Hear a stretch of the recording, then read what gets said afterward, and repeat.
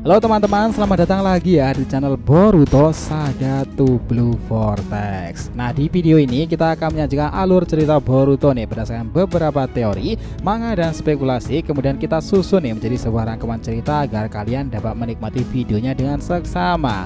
Disclaimer ya, ini hanyalah teori fan fiction untuk Boruto lovers nih, karena animenya itu masih hiatus dan manga itu tayang 1 bulan sekali di Manga Plus. Jadi mari kita lanjutkan alur ceritanya.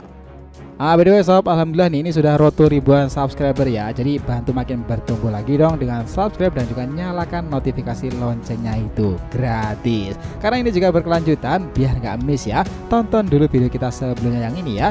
Jika sudah, mari kita lanjutkan ceritanya.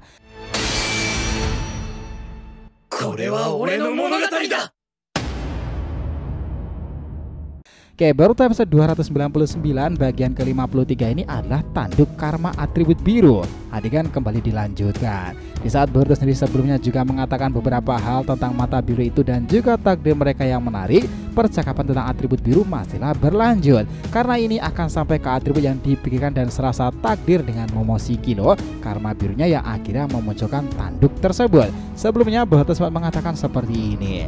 Seseorang pernah mengatakan yang Momo, jika manusia bermata biru itulah yang bisa bermain-main dengan para biju. Dan aku akhirnya bisa menebak bahwa orang yang mengatakan itu adalah Rikudo Senin dan dia adalah Hagurumo Otsutsuki. Di sana Momoshiki kaget tuh. Apa maksudnya? Apakah mata biru memang sudah ditakdirkan? Dan apakah mereka sebenarnya ada sejak zaman dahulu? Kira-kira dari klan manakah mereka itu? Kalau dipikir-pikir kau sendiri juga memiliki atribut karma biru loh Boruto. Apa kau sadar akan hal itu? Nah, di sini Boruto kemudian meresponnya lagi. Tentu aku sadar dan itulah yang terkadang ada dalam pikiranku. Dan kenapa kisah ini identik pula dengan biru? Momo, kau tadi sudah menyinggung namanya kan? Aku ini meski kau anggap seperti Naruto ayahku karena sama-sama wadah, tetapi itu tak sepenuhnya benar Momo. Aku memang keturunannya, tetapi aku ini berbeda dibandingkan dirinya. Bahkan tak sedikit dari guru-guruku ketika masih genin mengatakan jika caraku bertumbuh menguasai sesuatu juga berbeda dengannya. Sarada bahkan juga mengatakan kepadaku saat dia terheran tersebut.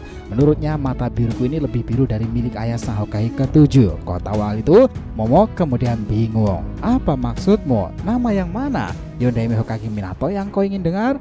Boruto di sana kemudian meresponnya. Ya, kau benar sekarang. Dibandingkan dengan ayah, aku itu lebih mirip seperti kakekku Minato, pria yang disebut hanya lahir 1000-an tahun sekali untuk desa Konoha sendiri kan?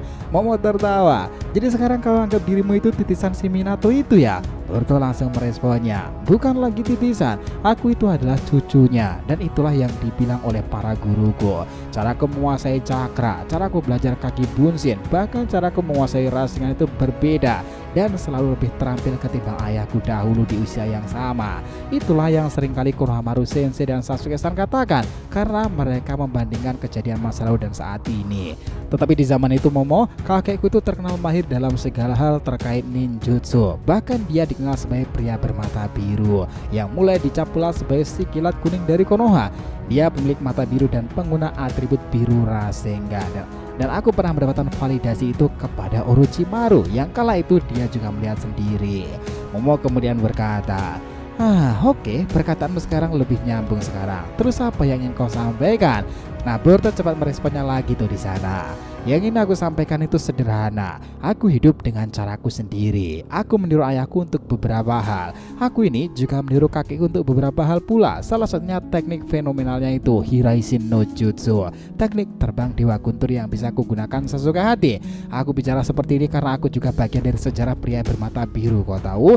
Aku tidak tahu apakah dalam diriku ini ada Kurama karena juga bermata biru pula. Aku belum bisa memastikannya. Tetapi apakah aku ada cakranya?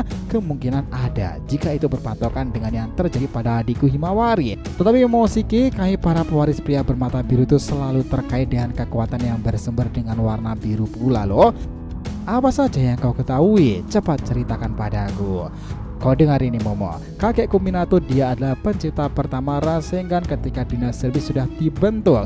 Dia adalah kakek pertama yang mewariskan Rasengan itu kepada gurunya Sanin Jiraiya, pria yang akan melatih para muridnya bermata biru itu. Rasengan itu spesial, putaran itu mungkin berlambangan pada salah satu klan yang sudah punah dan itu sepertinya berhubungan dengan nenekku Kushina. Mungkin kakek menciptakan Rasengan agar bisa melindungi nenek jika Kyuubi terlepas padanya dahulu. Itulah awal kenapa dia menciptakan Rasengan biru. Sementara untuk ayahku, dia mengembangkan Rasengan biru tadi ke beberapa versi. Rasengan Shuriken biru itu adalah salah satu teknik serangan jarak jauh yang pernah ada. Dan kau tahu Momoshiki bahwa ayahku Naruto bisa menggunakan atribut biru juga, dan itu digabungkan dengan para biju lainnya. Karena konon ayah bisa masuk ke dimensi para biju sendiri dan meminjam kekuatan salah satu di antara mereka. Dia pernah menggunakan Rasengan besar untuk melawan panah Indranoya guruku Uchiha Sasuke loh. Kau mungkin belum pernah mendengar sebelumnya. Dan sekarang ini adalah eraku dan Himawari, para keturunan pria bermata biru. Kau mau dengar Himawari seperti apa atribut birunya? Hima itu sungguh berulang kali kukatakan, dia itu luar biasa kuat. Fisiknya itu seperti Hanabi-san dan dia terlihat pemalu karena mewarisi karakter juga dari ibu. Tetapi Hima itu adalah representasi putri Byakugan di era ini. Kemampuan dari klan leluhur kami juga itu selalu identik dengan putaran kan, dari triagram sampai kaiten. Semua itu menggunakan atribut dasar biru. Aku pernah mengalaminya sendiri. Jika Hima sudah mengatakan lock on, kau akan terkunci dan dia akan melesat menggunakan tanketsu hingga membuat lawannya pingsan. Momoshiki terdiam di sana dan Boruto masih melanjutkan. Sekarang adalah bagianku Momo. Aku adalah takdir yang dilahirkan sebagai pemilik mata biru karena peran para pendahuluku. Kau mungkin sudah bisa menebak atribut mata biru apa yang kumiliki. Bukannya kau melihatku pertama kali karena tertarik dengan mata biruku ini? Mata mana yang sebenarnya kau lihat? Mata dasar biruku ini atau mata lain yang akhirnya kau ketahui? Momo, aku akan segera mengejutkanmu pada akhirnya, dan semua itu didasari pada atribut dirimu dari karma pula. Ini mengesankan, takdir itu pada akhirnya kan, karma yang berawal dari dirimu pun juga berwarna biru pula. Atribut seperti inilah sekarang yang aku miliki. Karma ini menjalar dari tubuhku hingga membuatku bisa menampilkan tanduk seperti ini kan. Bukankah kau juga sadar bahwa atribut ini identik dengan biru? Dan kau juga jangan pernah lupakan Momo, aku juga pemilik dari teknik putaran tak beraturan, Rasengan. Bahkan Momoshiki, jika dibandingkan kakekku ayahku Himawari, aku punya sesuatu yang lebih baru dan terhubung dengan planet bumi yang biru ini.